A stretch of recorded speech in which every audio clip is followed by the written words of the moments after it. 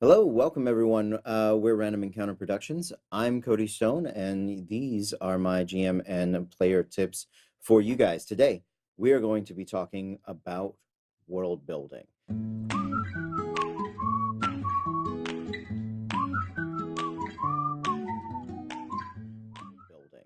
It is a daunting task, to say the least. When you sit down to prepare for your game or prepare for a session, and you have to imagine an entire world. Just looking at our own world, our own history with so many different societies for thousands of years of events and individual personal stories, it gets broken down into smaller and smaller pieces that we can digest on a personal level. But man, to sit down and think you have to come up with all of that by yourself it's a lot. And good news, you actually don't have to. There are a few different ways that you can go about world building. The first one, and the one that I like to implement in moderation, is involve the players, right? They're going to have an idea of a character that they want to play. And usually you're going to start with a town. If you're starting at first level, you're starting in that first tier, first through fifth level or so, your problems are relatively small. You're going to be located, they're going to be confined to a single location or maybe a couple of locations with the wilderness and dungeons in between. And that is what you're going to build up and out from.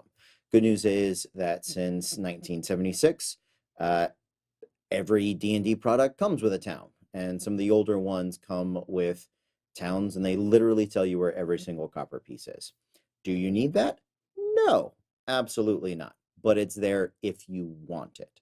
But you're going to start with where your adventure is taking place, but your players are probably coming from somewhere else. So they have an idea that one of them is going to take the noble background. Well, nobility implies that they have come from some sort of fiefdom or castle, some sort of hierarchical system in which they sit up at the top of. Ask them questions that provide you answers for where they come from. That may be a place that you want to go visit in the future. If somebody takes the urchin background, probably from a city or a town or someplace where there is a society for them to bum off of and steal from, right? Outlanders, hermits, even sages all come from different places. They imply certain locations. So when building characters, most players are going to come up with an idea of what came before, what made them want to adventure. And that can begin to influence your world. Does it have to? Not necessarily, but it should. You should take your players' points of view into account because ultimately, while this may be your world, it is their story. You need to know your starting town. You should probably know the greater government beyond that. Even if you don't know what it is, give the outside a name. Give the north a place, give the south a different name. And even if your particular town and your particular game never interacts with those, it gives the illusion of there being a greater world beyond, one that lives and breathes and reacts to players. Because ultimately, what we're looking for as players, as adventurers, is our impact on the world. That's what makes the difference. Decisions that mean something, that change the world. So we have to know what state the world is in to begin with. There's always an inherent question with D&D. In your basic high fantasy adventure, even if you never leave your small town, if you just go wandering from place to place, solving problems, fetching items, doing escort missions, bringing people back to town, you're going to be encountering dungeons, groves, forests, exotic locales, all of these sorts of things, which begs the question, what came before? Every dungeon that you delve into was made for a reason. You can see some of these in the Elemental Evil or Princes of the Apocalypse in 5th edition. It's an old dwarven fortress. It gets renovated by all of these elemental cults. So there was a reason for it to exist before. Some of these dungeons or locations may be created specifically by the monsters for them to inhabit. Dragons famously love to hoard, so they need a place to do so. And they have plenty of tools to make their own hideouts, hideaways, and layers. But not every layer is created by a monster. Usually there's some sort of ancient civilization, there's some sort of glorious past that came before. It doesn't have to be. Certain games, you may be the first people to discover magic, or you may be the first elves or halflings, but usually we're exploring something that's already been, has fallen, and is now being used for a new purpose. So it's worth knowing and exploring what that is. How do we do world building? Well, there's a few different ways that we can go about it. One, we want to take the player's input into account. Usually they have come from somewhere, they have done a bit of character development for themselves beforehand. Even if they're starting out at first level, those backgrounds imply that they came from a place. Another thing that we can do, we can pull from our own history.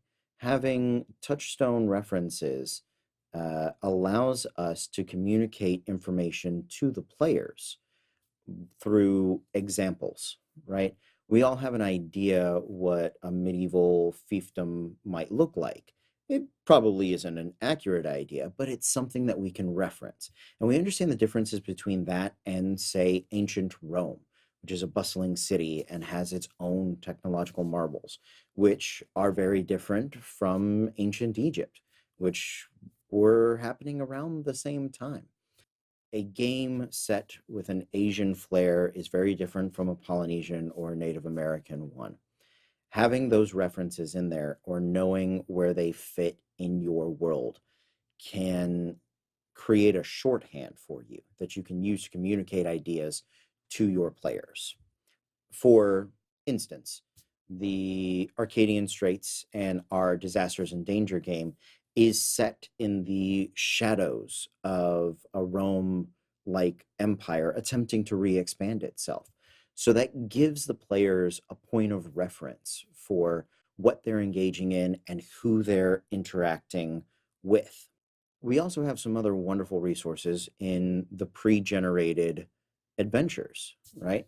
Everything from Dragon Heist in Waterdeep to the Underdark in Out of the Abyss, the Temples of Elemental Evil and Princes of the Apocalypse. All these games are set in the Forgotten Realms, but we can pull pieces of them and relocate them in our own homebrew worlds and use those to spur not only our imagination, but to give us a leg up when preparing our own adventures. For this, I love Tales from the Yawning Portals. It is a bunch of different adventures. They've come from all sorts of different editions and eras. When we did this as a home game originally, I pulled a bunch of those dungeons. I plopped them down in different places on the map, and I had them there for people to explore.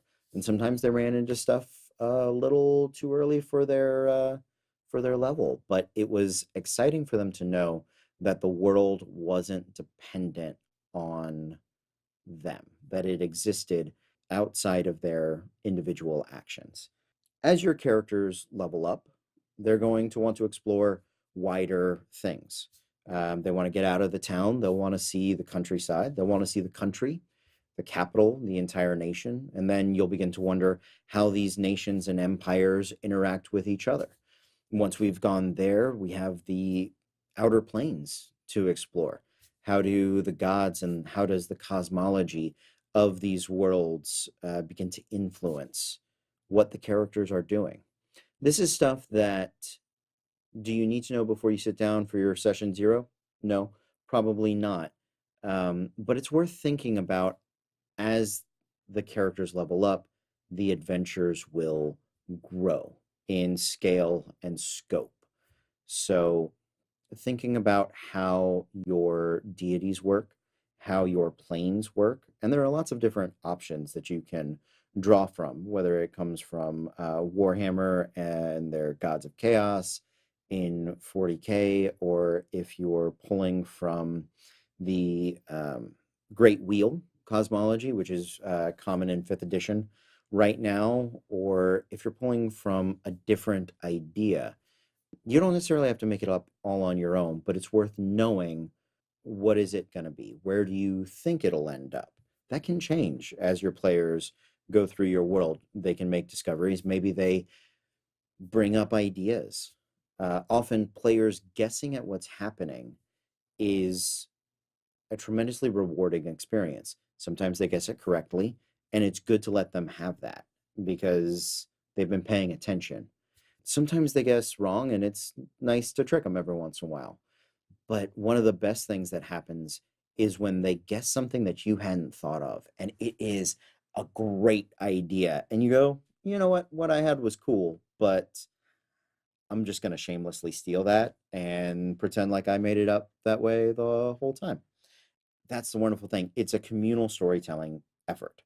And ultimately, 6 people, 7 people at a table are going to have a wider breadth of ideas than any one of them could have by themselves. The last, and I think really important thing to think about when you're building your world, once you've decided what type of rough government is going to be around, what the climate of your town is going to be, and where the little dungeons or forests or adventures are going to happen for those first few levels. Once your players have given you their hometowns and home kingdoms and what made them want to adventure, there is the ever looming question of magic. Where does it come from? How does it work? Does it work like science? The first time this comes up, I guarantee you, will probably be with water. You'll come to a river or a pool or a lake, and somebody will want to cast something with a lightning effect, and everybody at the table will stop for a moment and go, uh, how does that work with magic? Does it shock everybody? Is it less effective because the electricity dissipates faster? Is it more effective because the current can run quicker? You can always make it up on the spot. I'm a big fan of that. However, it will save you digging through some books and making some quick, random decisions if you think about it ahead of time. Magic in every game, in every good story, has some sort of price, even if that price is merely time and practice and study. If it is a substitute for technology, we can understand that price. We are not all engineers.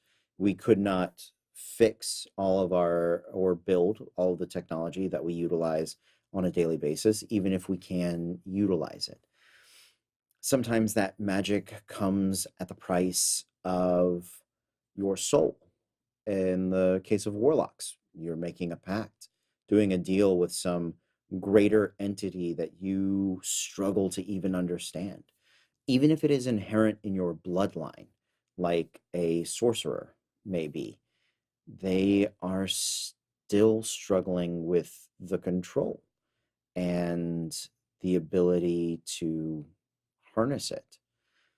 Knowing where magic comes from, if it comes from the gods, if it's just a force of nature in your world, if it is an internal force, like many video games will sort of put, you have a mana bar or like an energy bar or key that you are channeling.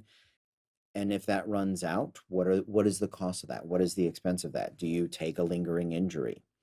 There are many instances in which knowing how magic works in your world defines the world that you have built.